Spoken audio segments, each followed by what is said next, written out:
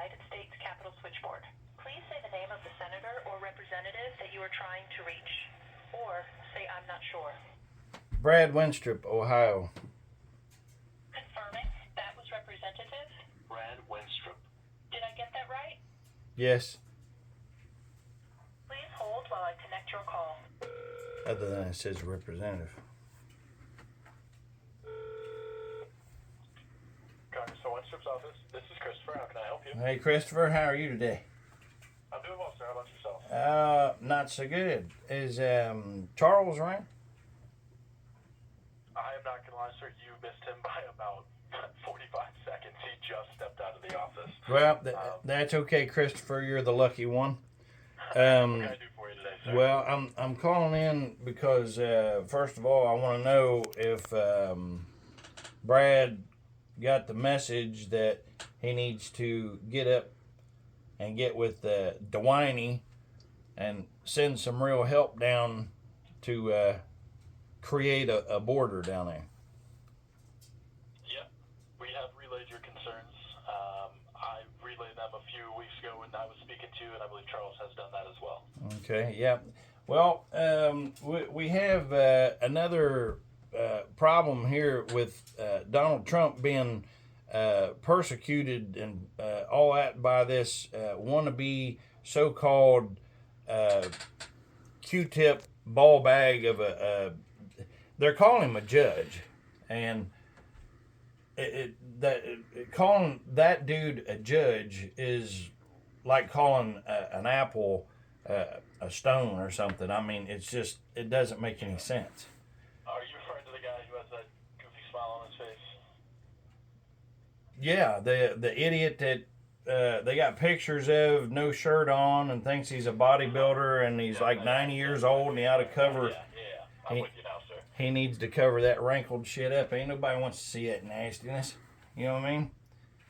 Yes, But sir. I mean, and what in the world is somebody that's supposed to be doing something for we the people or whatever? But you know, actually, what this does is it creates a really good showcase of exactly what conservatives and the Republican Party, but more importantly, the true Americans,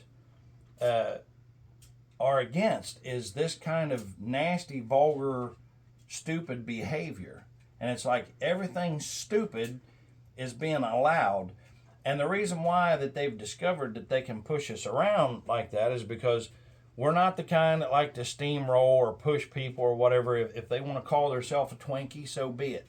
But whenever them calling each other Twinkies and you know, wanting cat litter boxes put in schools and stuff for human beings and corrupt our kids, and they start stepping on us, well, then we got a problem with it. So that all has to stop. But we got to get some serious numbers down and create a border. There is no border down there. We don't have one. It's non-existent. You know, it's kind of like if you throw a pebble in a river, well, the water just goes around that pebble and keeps right on going. It don't even know the pebble's there, and that's exactly what we're doing, because they can just slide right on up to Arizona or another part right there at the Texas line, because people keep calling it a border. It's not a border. There's just a line where you go from Mexico into the United States. Now, everybody seems to think that there's borders whenever it comes to states and stuff right now, and there is not. Like with Pennsylvania right now, they're going after, I think it's Miller, I think is the Amish guy's name. Are you aware of this? Where they have a meat processing plant or something like that, and the government is going in and creating all kinds of problems, trying to shut him down and all that. Are you aware of that situation? I have not heard of that. Okay, well, the USDA, they're so worried about somebody buying raw milk, you know, straight from a cow, which is what we all ought to be doing anyway, and buying meat that don't have all these drugs and hormones and genetically modified and everything else, lab grown meat and all this garbage. So if you want to go to somebody's farm and say, hey, I'll pay you to raise me a cow, and I'll pay for all the processing whenever it's time, to slaughter or whatever. They don't want that. The government is saying that that's not healthy. That's bad for us, but that's not it at all. They want to control the food source. They want to control all that so that they can continue doing what they're doing, and that's poisonous. So my message is, if you wouldn't mind, we need to tell Brad that he needs to do something about the whole Q-tip judge there in New York, and we also are tired of them mucking with our food, And see, if it was one problem at a time, that's bad enough, with the border, and then corrupt politicians, and then on top of it, they're trying to poison, and they're not trying. That's the sad thing about this, is they actually are poisoning us. And they say, well, that's not transparent, with what's being put in to our food and stuff like that. That's why we have labels on there. But if you look in the back, and I don't know if you're aware of this or not, but they have a word that they can put in there. It's perfumes or something like that, or fluff or something. I can't remember now. Do your research on it.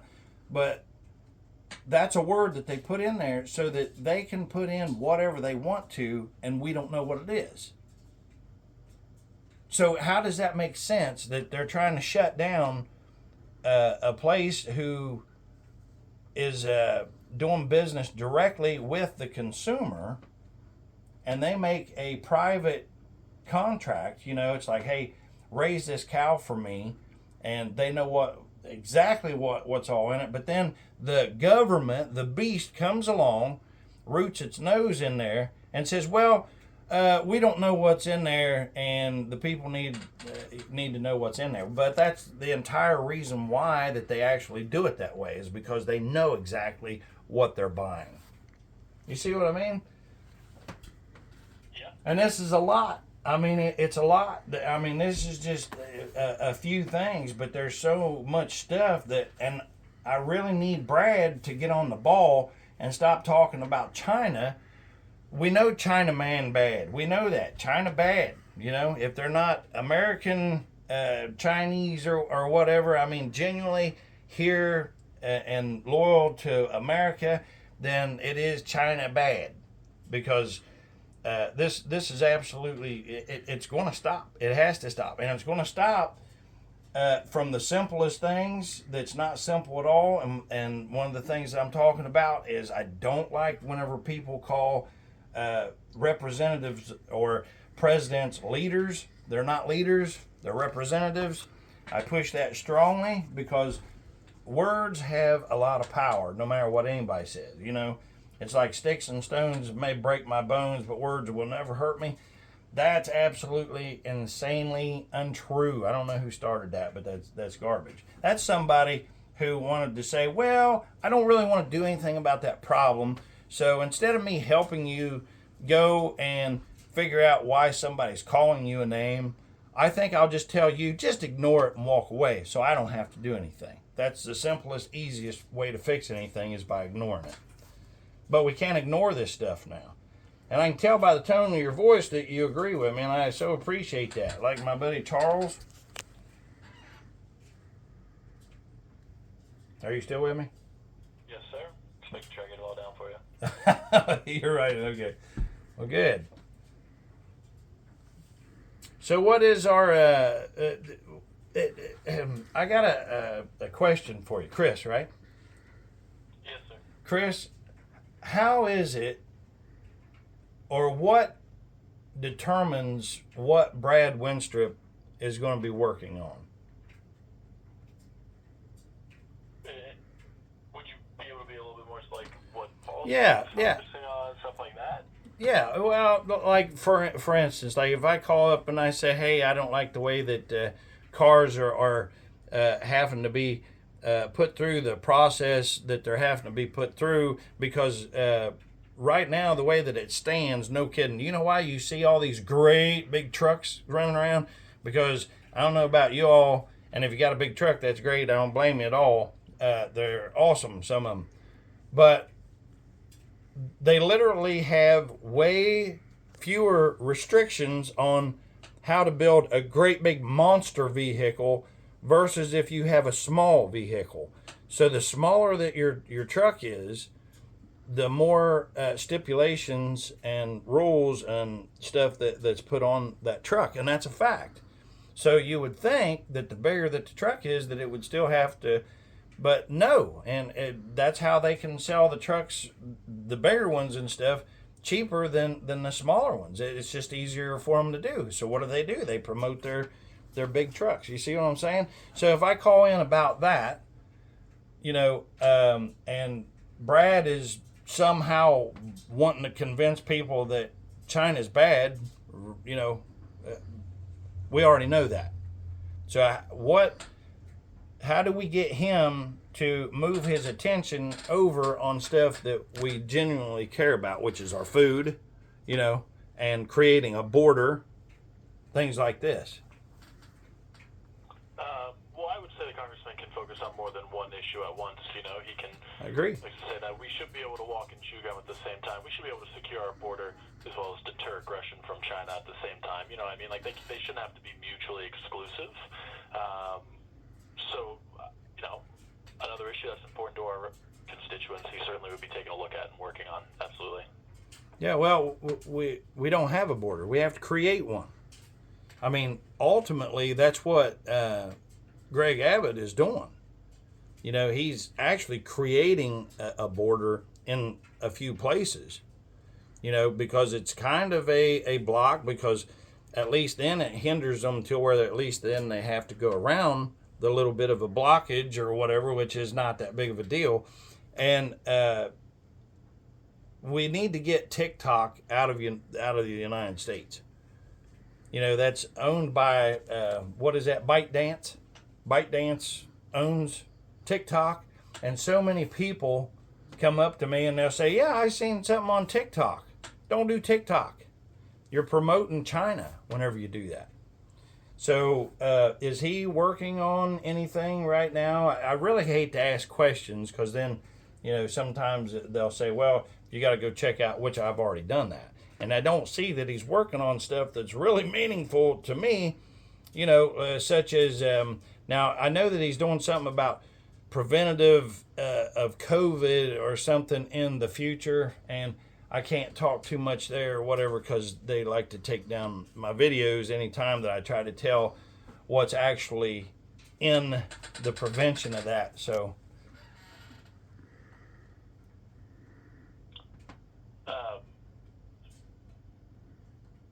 were you wondering what he's working on right now? yeah, like I know that he was talking about that he was doing like preventing something from happening. In relation to the COVID stuff? Yeah. Gotcha. Yeah. But he's what? Chairman of the Select Subcommittee on the Coronavirus Pandemic. So they were investigating quite a few things. One of the main ones is the origins of COVID. We were fed information by the Chinese government and the WHO partly as well that it came from a wet market, all this stuff. Well, there's a ton of evidence that it did leak out of a lab in Wuhan. So that's part of it as well. He's looking at vaccine mandates. He's looking at mask mandates.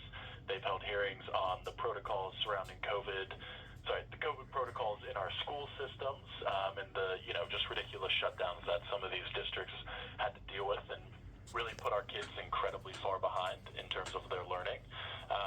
As well, we've got one coming up about former Governor Cuomo's nursing home policy out in New York.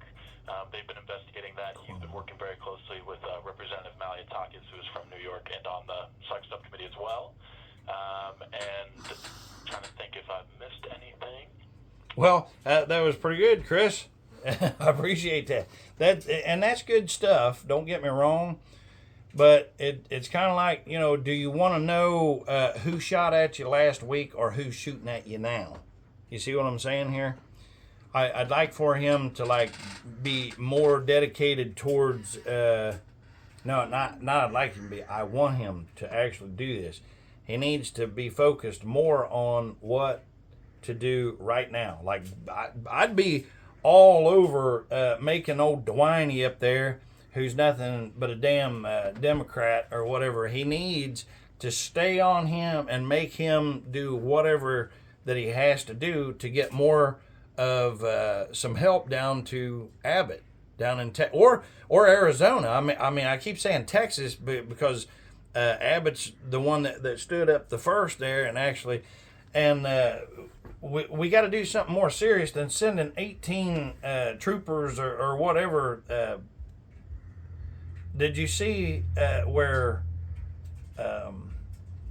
Oh shoot, what state was it? Not South Dakota, because she'd already sent the National Guard and stuff. But the Missouri has just started. Well, no, let's see. That's the 10th. They're going to be sending their National Guard, and also 200, I think it is. Or no. How many was it? Do you remember of the highway patrol they were sending? I don't remember. Anyway, they're sending more than Ohio, which I don't like. I think everybody needs to send whatever they can send down there. You know, all hands on deck here. And look what's happening with all these invaders right now. You know, they're attacking the police officers and everything else. You know, who's trying to do their jobs and stuff. You know, and keep a little bit of order and stuff. I mean, it's got to change.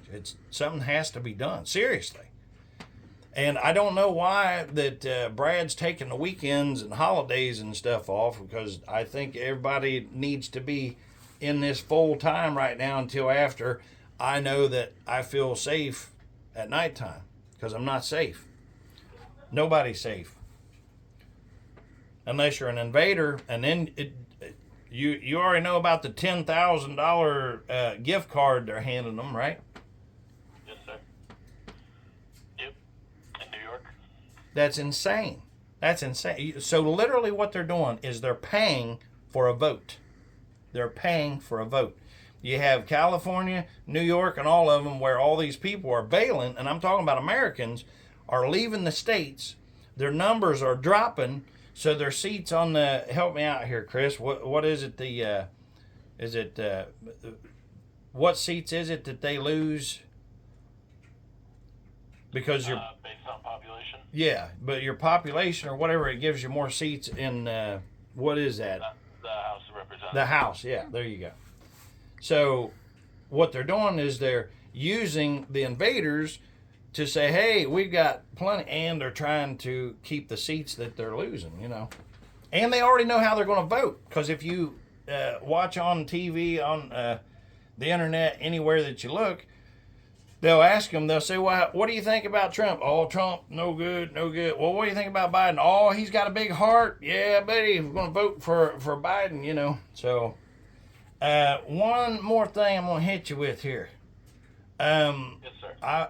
I need to get an address where I need to send my bill of $30,000 from this COVID thing that I got, that the government didn't protect me or we the people from. And see, I was a victim of that. They actually come around. This is true, 100% true. I was home, alone, just got done working my hind end off, came in for just a little bit, just started to relax a little bit, and I heard somebody outside. So I get up, and there's 2 cars. And I'm like, well, what in the world is this? So I go to the door, and by that time, they'd done made it to my back door. And I opened it up, and I said, can I help you? And they said, yeah, we're here with the thing that I can't really say. It comes after 18 and before 20, you know. And I'm like, okay, well, how can I help you? And they said, well, we was wondering if we could do a swab test on you. And I said, a what? And they said, yeah, we want to give you a swab test for the thing that YouTube is censoring or whatever. So I said, well, no, heck no, I'm not doing that. No way, no how. You might as well, piss up a rope. I ain't doing that. Well, they kept talking and they kept talking. They said, well, but see, if we can find out the numbers and blah, blah, blah, this would save some lives and stuff. And to this day, I don't know what came over me, but I agreed to do it. And up until that time, I did not have the thing that we can't talk about. Okay? At this time, not until after we sue YouTube. But they did it, and shortly after I did that, I developed, and I had that, where I was sent to the hospital, and where they damaged my heart, and now I have serious problems because of what I wasn't protected from the government. And I'm talking about all the government. And if you don't know who the government is, let me point it out to you. Right here on the phone, it's your mail carrier, it's your mayor, it's the policeman, it's the sheriffs, anybody like that. So the beast did not protect me from a man-made. And here's another thing that really, really infuriates me is, you was talking about he's looking into this and where it came from and everything. Well, tell me how it is. How does this make sense that nobody's talking about when he said that he's looking into it? Do you know back then when all this was taking place that they actually had a vote whether or not to look at the evidence of where it came from? Do you remember that? Who had a vote? No, the government, whoever, you can look it up or whatever, but they actually had a vote whether or not to look at the evidence that showed where in fact that it came from. Wuhan or any of that stuff. And the vote was not to look at the evidence. That's insane. You look it up. Do your own research. Go back there and look it up. Because right now there's so much stuff piled up in my head and stuff that I'm working on and dealing with. I can't remember it all. But I can remember that they had a vote, a hearing on whether or not to look at the evidence that would show them where it actually came from. And at that time, as everybody knows, that the Democrats were running over everybody. They was steamrolling everybody. Because anybody that's a decent human being at all would never, ever see any of this corruption like this. And we're still saying, well, how do you deal with such evilness? Well, here's how you deal with it. First of all, you got to call your representative, which is what I'm doing right now. So that's the first and foremost thing that you got to do. But at the same time, you got to be prepared that if we got to take matters into our own hands and do what we got to do, like go and peacefully petition or whatever you have to do, Second Amendment, whatever, you got to do, then we got to do it. But listen, Chris, is there anything that you can tell us and my subscribers or anything? Is there anything that you can tell us that he's doing right now that we can at least feel proud that Brad's working on? Or positive? I mean, I would not be able to give you a full list, but obviously the COVID subcommittee, which I went through with you, of course, he's been working on that. How long has he been working on that? What was that? How long has he been working on that? He got that chairmanship at the beginning of the 118th Congress, so what that would be about January of 2023. That was when it started. Things didn't get up and running. Obviously, we had the speaker election, which took a while, and a few other things. So I think the first hearing was probably in February or March of 2023. So I was really happy with Matt Gaetz, what he did there. I was really, really happy that he put a monkey wrench in there. There was a lot of people, they said, well, why would you want to get McCarthy out of there? Oh my goodness, that would hurt everything. So what you're saying, that you talk about ridiculous, Chris. I don't know what your thought was about that, but literally what they was trying to tell we the people is, hey, we've got a big old nasty bull in the glass house with all your little precious ornaments and stuff. And we don't have time to search and see if we can find something more gentle. And we know he's in there tearing the hell out of everything, but let's just leave him in there because we don't know what to do about it. So I was glad Matt Gaetz did what he did, you know? Gotcha. Yeah. So anyway, make sure that you let Brad know that we want him to put a lot of pressure on DeWine up there, that we need some more stuff happening to create a border down there with Abbott or Arizona or New Mexico or California, whatever it takes. And we need to commit and send more help or as much as we possibly can for that. But also, we want him to look in on the Q-tip idiot over in New York, because that can't be. We can't have that. We can't have people that just because they don't like something. And look, we're talking about rich people here, Chris. We're talking about very wealthy people that are struggling to survive this. And we're talking about Trump, you know. He's surviving it because we, the people, want him. That's how he's winning these cases and stuff, because genuinely we, the people, we like Trump. We want him in there, you know.